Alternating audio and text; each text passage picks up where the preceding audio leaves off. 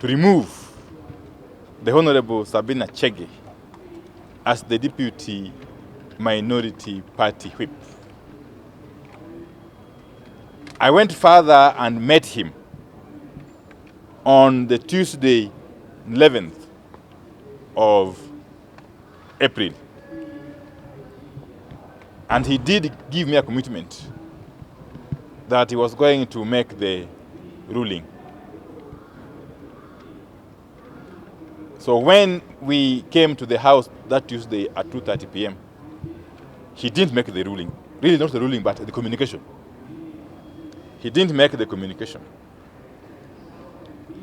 I asked him, and he indicated to me that the communication was not yet ready by the time the House resumed the sittings. He indicated he would do it the following day, that's Wednesday, the 12th. Come Wednesday, the 12th, he didn't do it. In fact, he preempted by calling me whilst on the seat that the communication he was to make on the removal of Sabina Chege was brought to his desk just before he left for the House or for the chamber. But he noted some errors which required to be corrected. And therefore he undertook on that day to make it the following day, which is today, Thursday. Now, today, Thursday, what we expected the Speaker, the Honorable Moses Wetang'ula, to do is to communicate the decision of the Azimio coalition to remove the Honorable Sabina Chege as the Deputy Minority Whip. So when he attempted to do so, he veered off. He took a tangent. Instead of communicating the decision we made as a coalition party, he brought in some extraneous issues about some letters purportedly written by some members of Jubilee, which had nothing whatsoever to do with the decision we had arrived at and the communication he was supposed to make on the same decision. And you heard me point out that when I rose to speak, that there was no debate whatsoever on the matter at hand, and that he was ambushing me. You even saw him going further to ask me to table the minutes, and I told him off that there were no minutes I was going to table, because those minutes were not meant for the plenary. They were our minutes, which I only shared with him out of courtesy, because the standing orders don't even require us to have any minutes to support the removal of Deputy Minority Whip. So in summary, therefore, we are reading mischief. We are reading mischief on the part of the Speaker of the National Assembly, the Honorable Moses Wetang'ula. We are beginning to see that he is starting to listen to third parties, to forces outside the House, that he is already beginning to immerse himself in the politics of the coalitions. I want first and foremost to urge the Speaker, Honorable Wetang'ula, not to allow himself to be invited, to refuse the invitation from whomsoever to get involved in coalition politics, to try as much as possible to project the office of the Speaker as a neutral arbiter in House matters and in House proceedings. After he allowed the debate, which was totally uncalled for, the debate which of course degenerated and actually resulted into fisticuffs,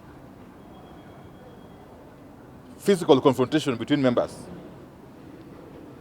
he is again attempted to make a ruling that he is going to make a ruling on this matter at some date which is unspecified.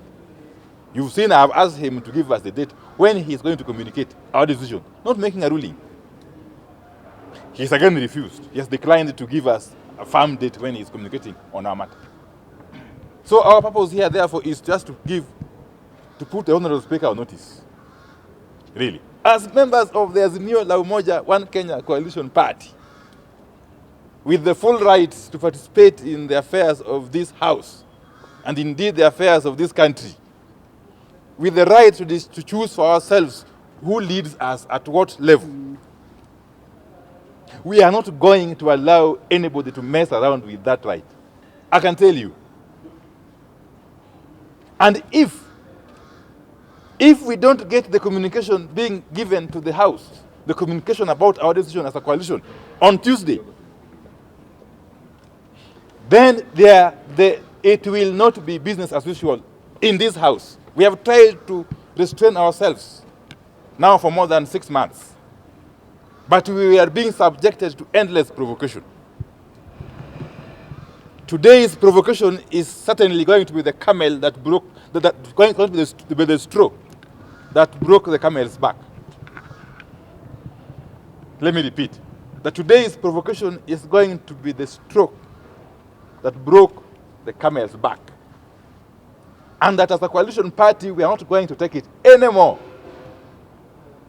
As a matter of fact, this latest decision by Honorable Wetang'ula has got the effect of making us reconsider very, very strongly our involvement in the so-called bipartisan process.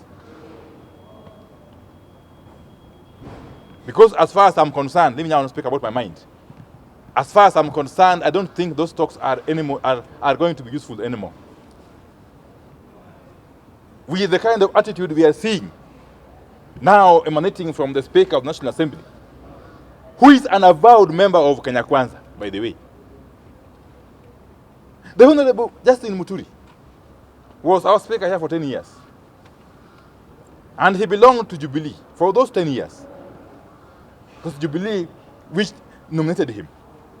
But I must commend him that he tried by all means not to be seen to be leaning on any one side. In fact, he only came out of the woodworks to show his political inclination at the tail end of his term, when he said he was going to run for president on a DP ticket, you'll recall. So I want to really advise the Honorable Moses Wetang'ula that the trajectory he takes at these early days of this term of parliament will determine what legacy he's going to leave as a Speaker of this august House. But let me repeat as I conclude now, that on this matter, we are not going to countenance any form of mischief, any shenanigans from any quarter. And we are going to fight any person or any authority who attempts to usurp our mandate as a coalition party, regardless of who or what they are. Thank you very much. We had such an issue recently in the Senate. We had the shenanigans you're talking about for like a month. First, where does Jubilee stand in your coalition? And two, when do you intend to forward the name to replace Sabina Chege? You know, we ask you very many questions.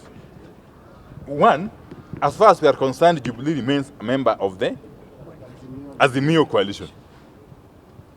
We haven't seen any notice from the Jubilee leadership of intention to disengage from Azimio.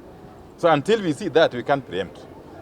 It's not our business as Azimio to predict when Jubilee wants to leave Azimio or not.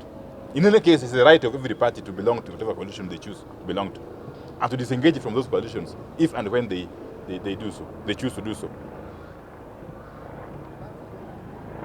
And I've said that the communication we are expecting from the Speaker is a communication about the removal of Sabina Chege from the position of the Deputy Minority Whip. I have told him there on the floor that as a coalition, we are yet to communicate about the replacement of Sabina Chege. We shall be doing that in due course, at our own time. But first and foremost, let the Honorable Speaker communicate our decision to remove Sabina Chege. The rest shall deal with. But let me tell you, again, you keep on provoking me. In this house, we have been in this house for long enough, some of us now. And we have dealt with more serious situations here. Don't take our patience or lenience for weakness. Don't allow us to show our true colors, Mr. Speaker. Don't go that direction. Thank you very much.